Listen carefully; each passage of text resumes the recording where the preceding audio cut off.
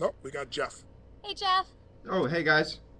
Hey, thanks for taking my question. Hi. Appreciate it. A committed relationship that recently ended, and basically at a high level, what happened was um, that I would like to understand at a deeper level because it was very painful. My girlfriend, in a relatively short period of time, intentionally destroyed our relationship, and she basically said that she did it in order to avoid me hurting her in the future. Mhm. I'll let you take the girl portion of this one. Yes. Um, you know, what she's really saying is once again, just be aware of the meanings, because the meaning of she intentionally destroyed the relationship. I'll give you one more meaning. She was terrified. She was terrified that she was going to get her heart broken. She was terrified that, oh my goodness, if I open deeply to this man and I give him my everything, the what ifs. And here's the truth. We're all terrified.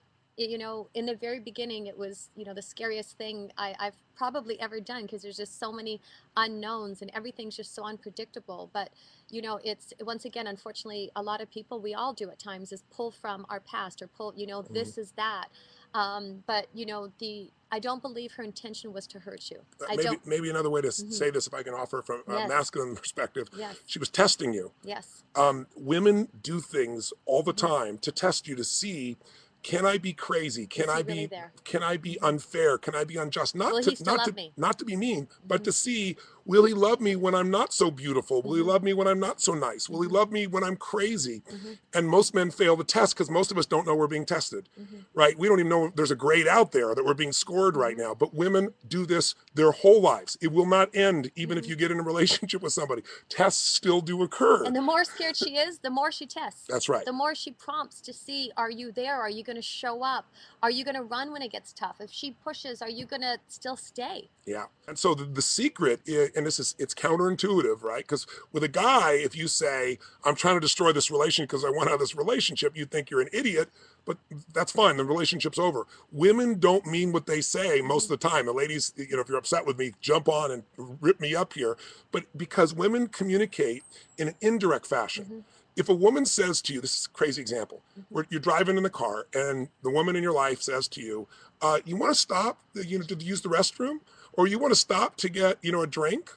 Most guys, if I said that to you, you'd go inside your head and you'd say, well, no, I don't use the restroom, or no, I'm not thirsty. If you do that, she's going to be pissed. Because what women are really saying when they're dealing with other women is they do everything indirectly. What they're really saying is, we speak implicitly, or and a man not explicitly, implicitly. So there's hints, and truthfully, a lot of times it's not something intentionally that we're doing. We don't even know what we're that we're even doing it. It's something that we're. If I'm asking Tony something and say we're driving, or if I ask him, hey, are you cold? Are you cold? Are you hungry? I'm processing, and actually at the time when I'm asking him, figuring out, am I cold? Am I hungry? But if you don't, but let me tell you something. If you don't ask her, are you thirsty, honey? Are you cold? Are you doing those things? A woman in her unconscious mind gets irritated and goes, that bastard, he doesn't even care how I feel. I'm checking in with him. He's not checking in with me. Because in the male world, when I say male, masculine, remember, some women are feminine and they communicate very directly. Some are some are masculine, I should say, directly. When they're feminine, it's more indirect. So you've been missing these clues. You've got to get schooled in a true education, not the old style of Men Are From Mars, Women Are From Venus. John Gray is a friend of mine, and I tease him mercilessly about this because John Gray is a feminine guy. He's very feminine. That's why women love him, because they can relate to him. Any guy that gets on his knees on the ground and shares how he's feeling, sitting down on his knees on the ground, is a feminine guy. Guys don't relate to that. Masculine guys don't.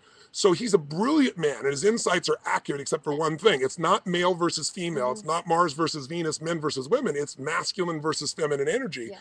And your woman, when she's stressed, will become more masculine. She'll start out feminine, get more masculine. And when you get two masculines together, no polarity, no energy, no sensuality, no drive. And so you're going to want to go do something that's a lot easier to figure out, like your electronics, or your business, or something else, because you don't want to work out this woman. So you've got to educate yourself in this area. And yeah, go ahead. No, and just Jeff, one more piece.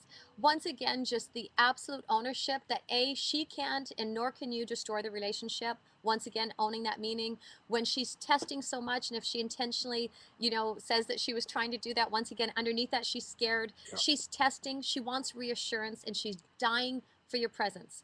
If you went to her and said, listen, I see your pattern. I see what's happening. I love you. I'm not going anywhere. You can't get rid of me. You can't get rid of me. Scream at me. You can yell at me. You can run from me, but you can't escape me. I will love you forever. When I explain this, or we do this when you got women in the audience, they start cheering when I describe something like this. It's just a different universe. If you can retrain yourself to do the opposite, like, if she says, leave me alone, if a woman says, leave me alone, and runs out of the room and says, don't follow me, what she means is, follow me, you bastard. If you love me, you'll follow me. If you don't follow her, she feels like you don't care. In a man's world, if you say, leave me alone, don't follow me, that means leave me alone, don't follow me, and I'll bust your face if you follow me, right? It's totally the opposite in the woman's world. So that, when I say woman again, I mean feminine. That masculine feminine energy is the game of life. It's what drives people crazy. And if you learn to play that game, and when I say play the game, it means really appreciate it, not play the game, manipulate it. Have fun with it. Tease each other about it. The game changes. And that's what we do with people in our programs and our seminars. And I encourage you, we have a Valentine's special. It's not a marketing thing. We're here to answer as much as we can. But if you watch this happening with real people, we do our Ultimate Relationship program, and you have these videos of couples where it's over. That's the ones I put in there. The worst example, the most difficult examples. And you see these couples in an hour, people that are getting divorced, people are not going to make it happen. They're not only turned around, but we follow up with them 3 years later, 4 years later, 5 years later, and you see what's happened to their relationship. It'll blow your mind. So you need to immerse yourself in this, not just understand this intellectually, but see it in real action, feel it, experience it. That's how you get a skill. Is this helpful, Jeff? Hey, guys. It is helpful. Could I just ask a little quick follow-up question? Yes. Basically, my diagnosis, so to speak, and my understanding now is that she was so afraid of success and so afraid of being treated well by a man, because I treated her like gold, that her being abused and treated poorly in the past directly affected her behavior now in the present. And so it was like, the foundation wasn't there for us to really have a relationship. And I finally realized that, because she wasn't comfortable with being treated like a woman and like a lady. Can I give you, we'll both give feedback. Let me give you feedback as a friend. It's not feedback that you'll like. You are doing what all of us men do. You're figuring this out.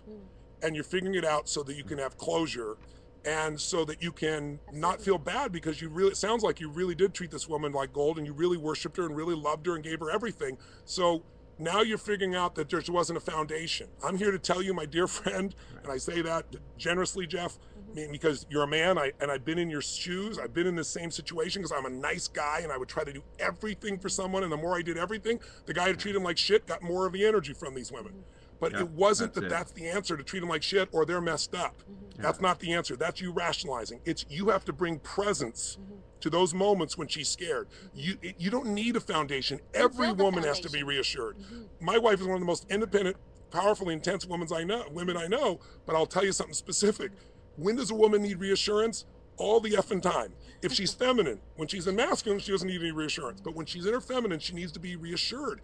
And it's more often than you could possibly imagine. I used to get so irritated in the beginning, like, how could you not know I love you at this point? Or how could you be angry with me after all that I've done? I had this whole story like you're starting to build, my friend, which is, gosh, I've done everything. Bullshit. You haven't done everything. Now, I'm not saying she was the right one. I'm not coming from that place. But the next relationship, I don't want you having the clue going, oh, this woman, the more well I treat her, the more this happens. That should be a clue to you that goes, I need to be more present. I need to reassure her more. I need to break through.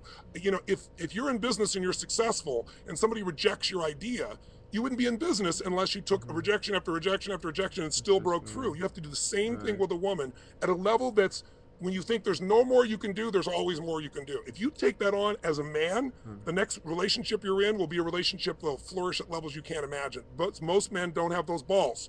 They come up with a cognitive answer of why they're screwed up and I'm so good, and so they don't ever really break through it. And for you to be taking the time to be on something like this and spend an hour with us and fight to get on to answer a question like this, I know you're a committed man. So don't leave rationalizing.